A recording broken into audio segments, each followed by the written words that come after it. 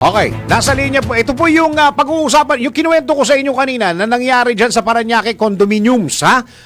At nasa linya po natin ang Public Information Officer, Southern Police District, Police Lieutenant Margaret Panaga.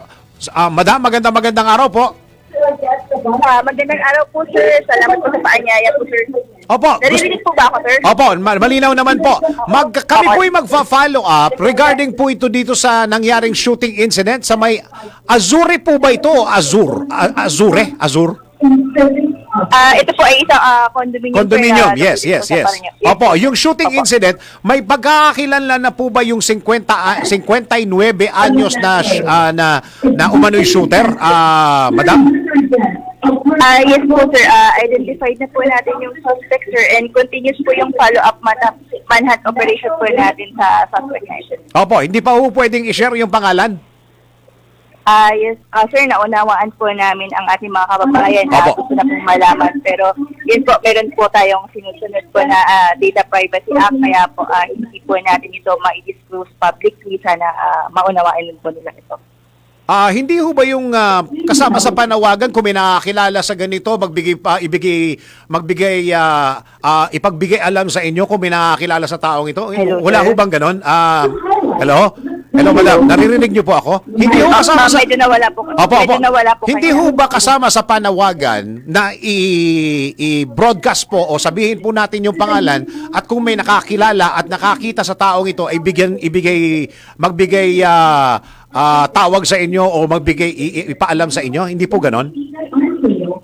Yes po, sir, nauunawaan po natin yung function ng ating mga kabayan sa ganong part na yun, sir. Opo. Yun nga lang po is, since ongoing pa po yung natin, yung manhunt operation, and alinsunod po sa susunod natin Data Privacy Act, hindi rin po disclose pa po publicly kasi yun nga po yung sinusunod po natin yung batas natin. So covered pa ho siya ng Data Privacy Act, yung suspect? Hello, sir. Opo, yung suspect po ay covered pa ho ng Data Privacy Act, madam? Hello, sir. Medyo nawawala po kayo sa linya.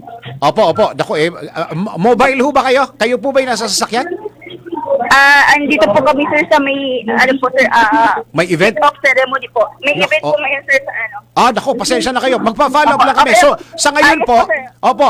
Lumayo lang po ako sa gate, sir. Okay. Hanap ako ng signal, sir. Covered pa ho ba ng Data Privacy Act yung suspect, madam?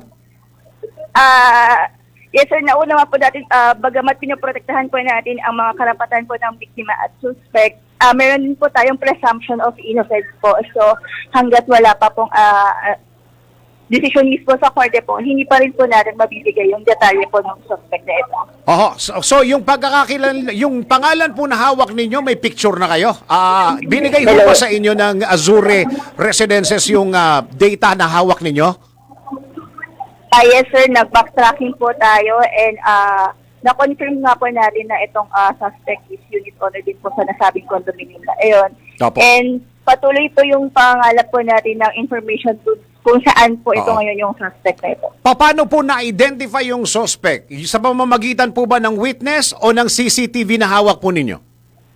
Nag-review po tayo, sir, ng CCTV and may mga nakuha rin po tayong statement po ng mga witnesses. So nakita nyo po, may hawak nyo na ho ba yung CCTV? Kasi ang kwento po na lumalabas ay parang sira daw po yung CCTV ng Azure. Sir, until now po is inaantay pa rin po namin ang ibibigay sa amin na copy po from the CCTV. Nag-request na po kayo, inaantay nyo pa po? Yes, sir. Nag-request po kami agad ng CCTV footage po, and until now, sir, waiting pa rin po kami sa kanila, sir. And actually po, lagi po namin pinabalikan yun at nakikipag-usap po dun sa kanila. Pero hanggang ngayon po, waiting pa rin po kami sa ibibigay na copy nila. Ay, ganun ho ba? Hindi ho ba basta, hindi pala ganun yun, pupunta kayo doon at kukunin nyo yung copy? Kumbaga, sir, kailangan po may authority din po ito, sir, nung mismong management para po pag ito'y present sa court po is magagamit po as evidence, sir. Kahit na may krimen, madam? May namatay na dalawa sir, na rin yes, sir, nauunawaan po natin yung natin, sir.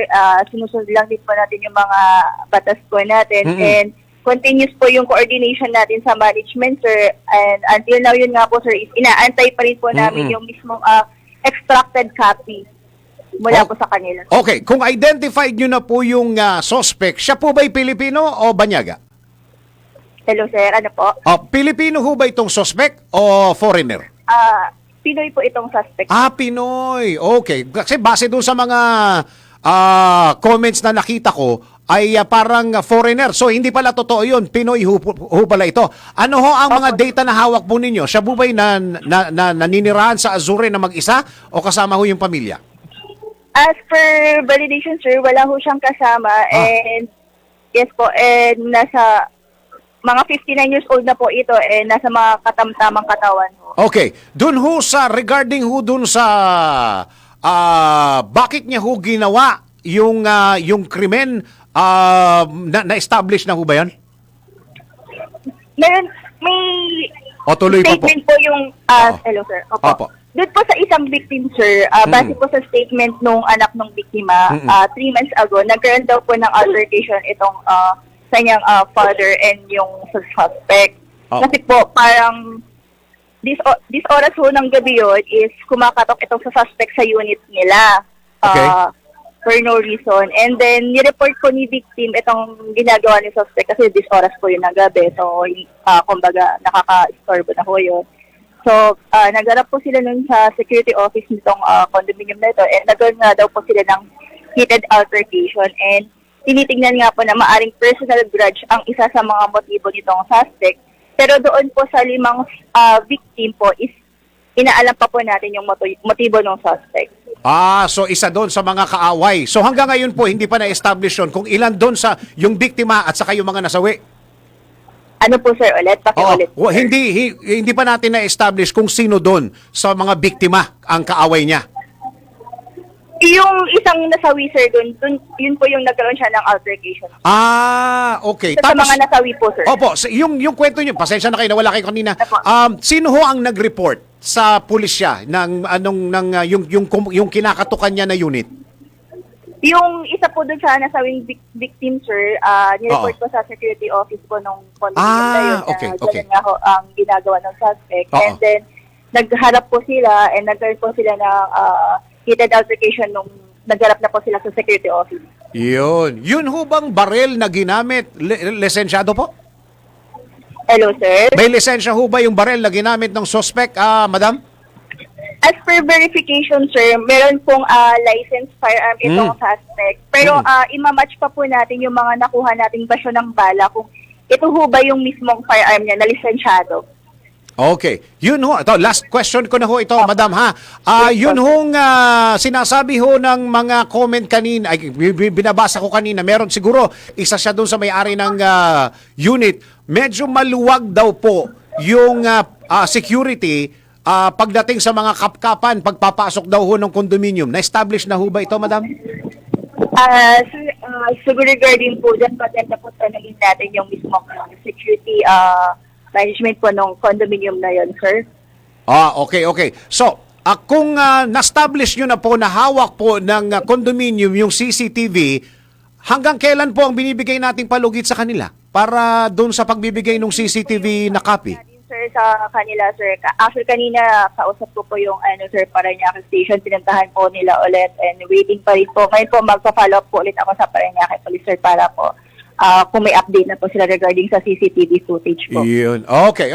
Siguro yan ang kailangan namin. Madam, maraming salamat po sa oras na binigay niyo po sa DWIC. Tawag po kami ulit for a follow-up, madam, ha? Thank you po. Hello, sir. Yeah. Maraming salamat po sa oras na binigay niyo po. Maraming salamat po, sir. Magandang umaga po. Thank you very much, Public Information Officer, Southern Police District Police Lieutenant Margaret Panaga.